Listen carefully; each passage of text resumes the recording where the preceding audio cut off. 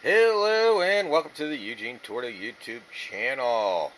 This is a follow-up or a continuation of putting my Dana 36 back in. The last video I installed the half shafts and I think I ended it there. And I'm going to pick it up with the spindle rods. I always refer to these lower control arms because in my opinion that's what they are. And they actually in the factory service manual refer to these here as upper and lower control arms. Me and everybody else that I know that works on C4s refer to them as dog bones, and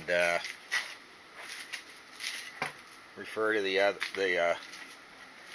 these rods as the lower control rods. But if you look in the factory service manual, they call these a spindle rod.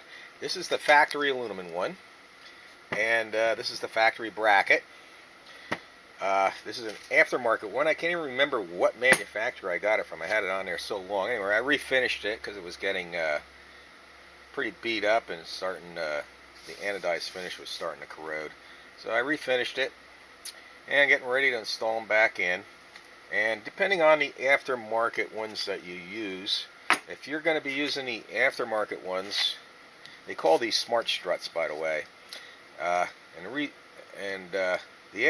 The advantage of the aftermarket one is on the factory you have this cam, and you put a set of sticky tires and get out on a race course or just aggressive driving on twisty back roads, put side loads on it, and this will actually move. So you got to make sure it's torqued to 189 foot-pounds. And even then, real sticky set of tires and aggressive driving on a racetrack, they're still known to go out. And what happens when you turn this moves it in and out to adjust your camber. On the smart struts, you adjust it just like a tie rod. And if you're using the factory brackets, they will come with these plates, which will go replace this bolt and this camber nut, and that will fix it. So this can't move.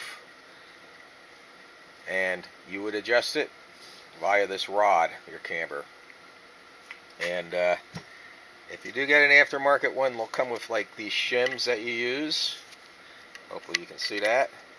And you'll space them in there in the camber bracket and inside this bracket, so it's a nice snug fit, because you want to, when you torque everything down, there's these bushings here, and there's a metal pin in there. I can't press that out. They're actually in there really tight. But this needs to be, this metal bushing, or whatever you want to call it, that the polyurethane bushing rides on, needs to be fixed. It can't spin around the bolt.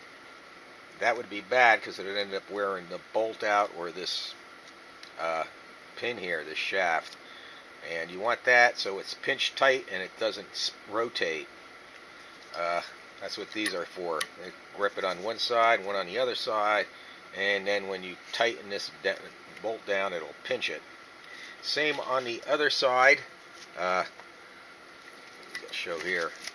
This will go on the spindle assembly, and that's aluminum that goes around there, and you want that as tight as possible, pinching this pin. And if you have to, you use a shim that comes with the kit. Other kits might vary. Like say you get the Bansky kit, which is probably one of the best kits out there. That uses Heim joints, Teflon coated Heim joints, instead of the bushings. Now that's supposed to be the best. I never had one. For street use, I prefer some type of polyurethane bushing. But anyway, I'll get this installed in there, and I'll show you the difference in the aftermarket bracket. Like I said, this camber adjusts this rod in and out. It adjusts your camber. On the aftermarket one, it adjusts your rod up and down to adjust the geometry of the distance between your half shaft and this rod. And by changing that angle, when your wheel goes up and down, it will maintain you can adjust it as it goes up and down. Your wheel's going to want to, the camber is going to want to change like that. And with this aftermarket bracket, you can adjust it so it maintains a 0 deflection as it goes through its true range of motion. I'll get this all on, and then I'll try and display it to you. Hopefully I'll be able to explain it better and demonstrate that to you. But I'll be back here in a few seconds or whatever, so hold tight. Okay, I am under the car. Both lower control arms or spindle rods, whatever you want to call them, are installed. And as you can see, there's basically the upper half shaft is what makes the upper control arm. That's what keeps this spindle assembly from going outward. This is basically the lower control arm, even though I refer to it as a spindle rod, probably because it attaches to the spindle assembly. But on a stock one, like I said, when you move this camber, this camber here is how you adjust your camber on your wheels. Make it go in and out. On the aftermarket one with this aftermarket bracket, you're actually adjusting the geometry, and hopefully you guys can see that. See how the rod goes up? Now the geometry between here and here is different. It's at a sharper angle. And with it down, it's more closely aligned to be in the same angle.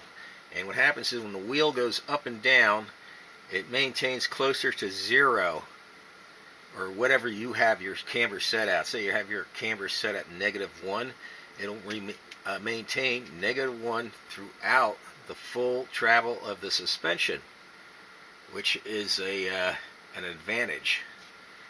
And it's what you want.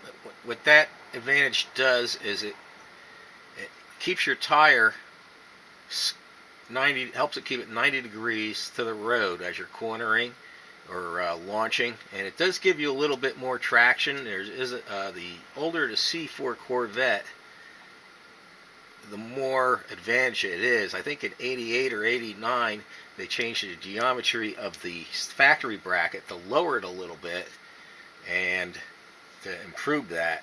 And there's different opinions of it. I'm not a suspension expert on when it comes to adjusting for racing. Some say by lowering this and having that geometry, it affects it on how it will kick out suddenly the rear. I have to say I haven't experienced that. I do experience more traction launching and more traction coming out of a turn. So I'm happy with it. And supposedly on the older Corvettes, I think 84 through maybe 87 or 88 or something like that, someone can chime in below, the geometry is slightly different, and these brackets have even more of an effect on them. So there you go on that. And maybe I'll stick the jack up here and see what I can do to underneath here, and I'll see if I can do a better job of displaying it with an angle gauge or something. So let me get back here shortly and we'll see what we can do. Okay, it's a week later, and I did button up the spindle rod and leaf springs all back on. I did that last week when I was filming the original footage, but the rest of the footage that I wanted to show didn't come out good. And I was going to take like the leaf spring bolt back off and then loosen up the spindle rod and go through it all again. I did break down and finally buy a GoPro 9. That's what I'm filming on now, so hopefully this footage is a lot better. I was going to show disconnect the leaf spring again and jack it back up and down. That's what I had in the old footage, but it didn't come out very good. And it displays, I just did the spindle rod to the factory original position and jacked this up and down and showed you how much the needle deflected back and forth. And then I went and adjusted it to the full lowest position and jacked it up and down again. And it basically shows there's about a 2 to 3 degree difference in how much camber change is between the factory and the adjusted position. But I just don't have the time to go through that all again. I got too many things to do, and I got to get basically just finish button that up, is to get this tire carrier back in. I got it all cleaned up. I got the brackets all cleaned up and repainted, and I got to clean up that spear. I've been keeping it in a heavy-duty 6mm trash bag, and that helps keep the gravel out. However, it still gets like a puddle of water in it, not inside but on the outside. So I'm debating whether to keep that on or not, but gotta get that all back in, and that's my goal today. And hopefully I'll get that done. Well, I know I'll get that done today. It shouldn't take me too long, but I got a bunch of other projects I gotta get done. And the shop vise, I don't know if you've seen me make the shop vise stand video. If you haven't, I'll leave a link up there. That's out in the shop and bolted to the floor, believe it or not. I did find one problem with that. It's got like a, I don't know if you can see that in the video. It's got some harmonics to it. So I'm going to see what I can do to cancel that out. I'll fill that tube with foam or expanding foam or something like that. I actually thought about filling it with used motor oil and then welding it all sealed up shut and, you know, acting like a fluid dampener, or make a homemade harmonic dampener for it or something. I don't know, but that's no biggie. One thing that is a biggie, you know, all those jokes on the internet about losing your 10mm socket. Well, I didn't lose my 10mm socket. I did lose my 10mm ratcheting wrench.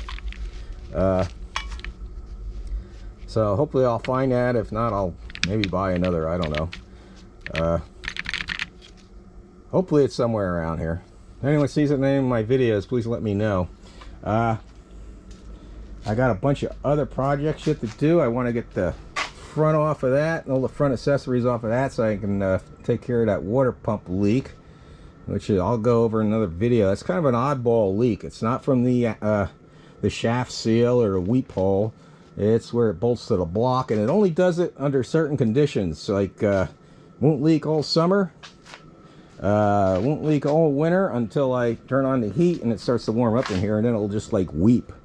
And I've left it alone because it's no big problem, because once the weather warms up and I start using the car, I just top it off and it doesn't lose very much. But I want to get that taken care of. I've got those stainless steel fuel lines I'm going to be putting on. I might as well do that while the accessories are off. And I want to get this gauge cluster out and sent out to get a rebuild. And everything works on it except the oil temp gauge, and the tack is way off. And what I'll do is, with the person I'm sending it to, Bay T, I'll try and do a video on it if I have the time. He calibrates them and rebuilds them, and he'll fix anything that's wrong with it. I still don't believe that it's necessarily the oil temp gauge that's broken. I still think it's possibly a problem with the sending units, because I know a lot of other people have the same problem. They change the sending unit and all of a sudden their oil temp gauge don't work. The only way I'm going to find that out, send it out to him. He's the most qualified, as far as I know, out there that can fix those gauge clusters on the C4s. I think he does C5s too. I'll try and leave a link in the description and to his website if you're not familiar with him. But I got all those projects. I still have some interior pieces I still have to finish doing, get these wheels cleaned up. Still got a lot of projects. I gotta get the exhaust back on, and I still want to do some stuff to that. Maybe I might just blow it off. Same with the headers. I might just blow them off for another year. I want to get them off and recoat it. So maybe I'll just wait on them, but I'll see. Anyway, I want to thank everybody for watching. I'm sorry about that video footage that didn't come out. That thing should improve in that area now they got this camera. So keep watching. Like I said, go down there, subscribe, and hit the notification bell, or just check back on my channel once in a while and see what's going on. Thanks for watching. God bless. Everybody have a good day.